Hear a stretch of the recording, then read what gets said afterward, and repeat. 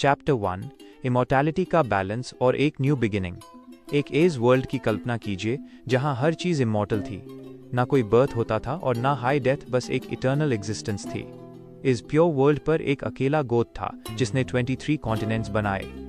उन्होंने अपने 22 स्टूडेंट्स को एक एक कॉन्टिनेंट दिया ताकि वो वहाँ का बैलेंस बनाए रखें, क्योंकि वहाँ के लोग मर नहीं सकते थे और ना ही नए बादशाह पैदा होते थे। ये वर्ल्ड आईसी सिंपल प्रिंसिपल पर चलता था, कुछ भी डिस्ट्रॉय नहीं हो सकता और कुछ भी क्रिएट नहीं हो सकता। लेकिन ये रूल टैब टूट गया जब गोद ने एक न्यू लाइफ क्रिएट की। ये नया क्रीचर गॉड का हाई एक पार्ट था जो उनके डार्क थॉट से जन्मा था, लेकिन वो बुरा नहीं था क्योंकि गोद ने उसकी सारी इविल पावर्स को सील कर दिया था। जब 22 स्टूडेंट्स को पता चला कि हजारों सालों बाद एक नई लाइफ आई है तो वो सब बहुत खुश हुए। चैप्टर 2 बैलेंस का टूटना और गोद का मिस्टीरियस डिपार्चर। इस नए बीइंग के आने से वर्ल्ड में हलचल शुरू हो गई।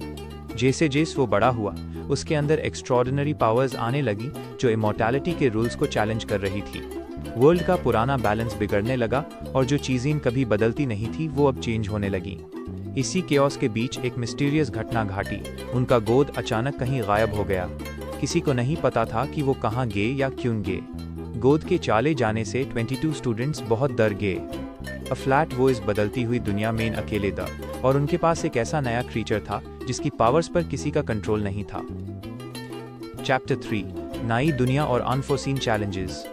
गोद के जाने के बाद यूएस नए क्रीचर की पावर्स पूरी तरह से जाग चुकी थी।